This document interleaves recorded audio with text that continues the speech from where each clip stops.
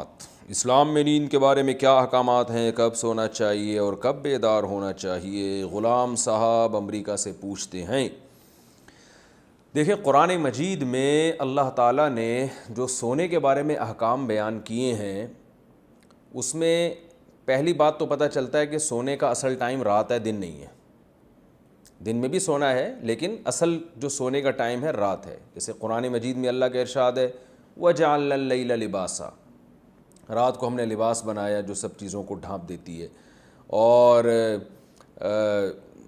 جو ہے وہ ڈھانپنے کا مطلب یہی ہے ہر چیز کو چھپا دیتی ہے، تو انسان بھی رات کو آرام میں آ جاتا ہے اور وہ لیٹ جاتا ہے۔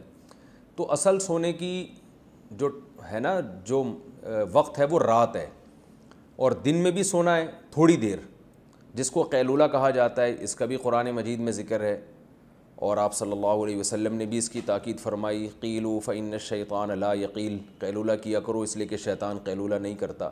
اور قیلولہ کسے کہتے ہیں؟ دوپہر کھانے کے بعد تھوڑی دیر آرام کرنا، یعنی کہ لمبی تان کے لمبی سو گئے، ایسا نہیں ہے، تھوڑی دیر، شارٹ نیپ جسے کہا جاتا ہے انگلش میں۔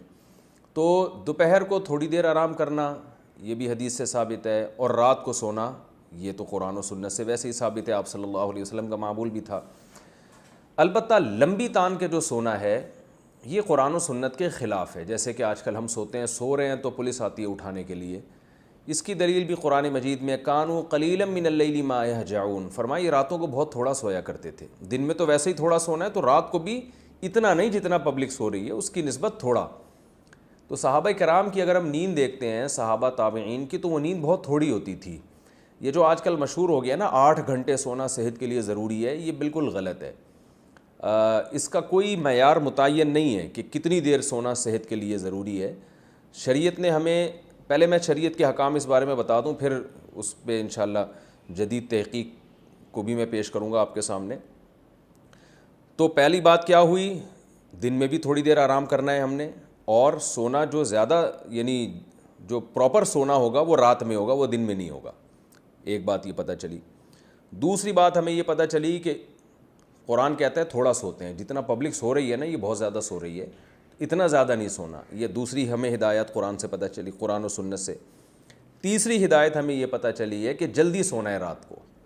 رسول اللہ صلی اللہ علیہ وسلم نے عشاء کے بعد نہ سونے کو اور گپیں مارنا، اور جیسے ہم لوگ کر رہے ہوتے ہیں آج کل، تو اس عمل کو بھی ناپسندیدہ قرار دیا ہے۔ عشاء کے بعد آپ صلی اللہ علیہ وسلم سو جایا کرتے تھے، جلدی سونے کا معمول تھا۔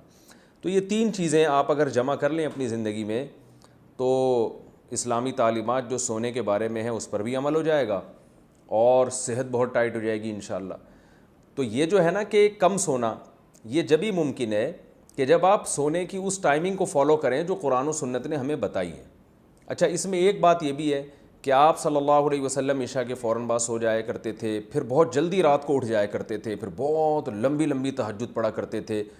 تو پھر فجر کی نماز سے، فرض نماز سے تھوڑی دیر پہلے آپ تھوڑی دیر آرام کیا کرتے تھے، بہت مختصر سی نیند ہوا کرتی تھی وہ فجر کی سنتوں کے بعد، یعنی ساری رات تہجد پڑھی آپ صلی اللہ علیہ وسلم نے، پھر صبح صادق ہوئی تو 2 رکعت سنت پڑھی، سنتیں جو مؤکدہ ہیں فجر کی، اس کے بعد تھوڑی دیر آپ آرام کرتے تھے سنت اور فرض کے درمیان میں، بہت مختصر سا لیٹ جایا کرتے تھے تھوڑی دیر۔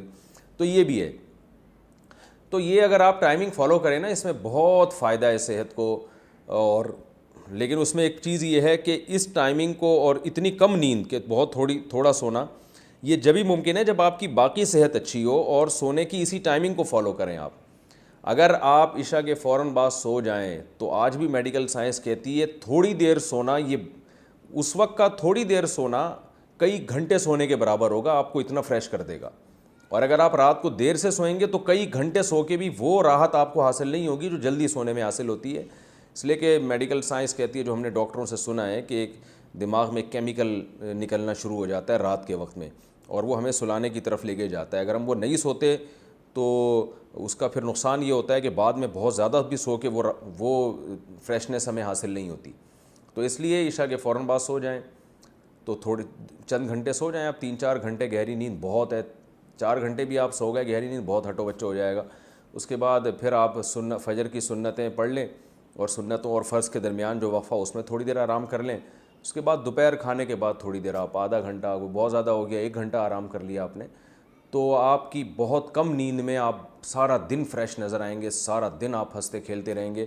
اور اگر بھائی جو ہماری روٹین آج کل چل رہی ہے, اچھا اس میں ایک یہ بھی ہے کہ اس میں یہ بھی ضروری ہے کم کھانا ہے, کیونکہ جو زیادہ کھاتا ہے پھر وہ اس کو زیادہ سونا پڑتا ہے, جتنا کھائیں گے اتنا ہی پھر وہ موٹاپا آئے گا اور درجنوں مسائل. تو کھانا بھی کم کھانا ہے اس میں.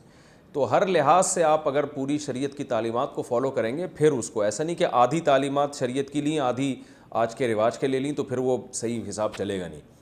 تو اسی حساب سے کھانا بھی پھر کم کرنا ہے آپ نے. تو اگر آپ اس ترتیب کو فالو کریں گے نا, تو آپ دیکھیں گے چند گھنٹے, یعنی 4 5 6 گھنٹے بھی آپ کے لیے 24 گھنٹے میں بہت ہوں گے. تو آپ ان لوگوں سے زیادہ اچھا کام کر سکیں گے جو 8 8 9 9 گھنٹے سو رہے ہیں پھر بھی وہ فریش نہیں ہوتے, اور آپ 5 6 گھنٹے کی نیند میں بہت زیادہ فریش ہو جائیں گے اگر آپ اس ترتیب سے سوئیں آپ. تو یہ ہے.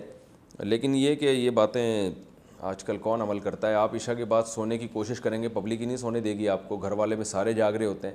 تو پورے گھر کا ماحول چینج کرنے کی ضرورت ہے, پوری قوم کو چینج کرنے کی ضرورت ہے. حکومتی سطح پہ اس پہ کوشش ہونی چاہیے, محنت ہونی چاہیے. جن ملکوں میں جلدی سونے کا رواج ہے, چائنا میں اور تھائی لینڈ میں گیا ہوں, وہاں بھی میں نے دیکھا ہے کہ لوگ جلدی سوتے ہیں اور فجر کے بعد ان کی مارکیٹیں کھلی ہوتی ہیں. تو وہاں گورنمنٹ نے جو ہے نوٹس لیا تھا اور گورنمنٹ لوگوں کو اس پر لے کر آئی ہے. حکومتی سطح پر اس کی کوششیں اور محنتیں ہوئی ہیں. تو قوم تو جبھی تبدیل ہوتی ہے جب گورنمنٹ لیول پر اس کی کوشش ہو. لیکن آپ اپنے طور پر اگر کر لیں تو بہت اچھی بات ہے, کم از کم 2 4 لوگ ہی ٹھیک ہو جائیں گے. آسک مفتی طارق مسعود.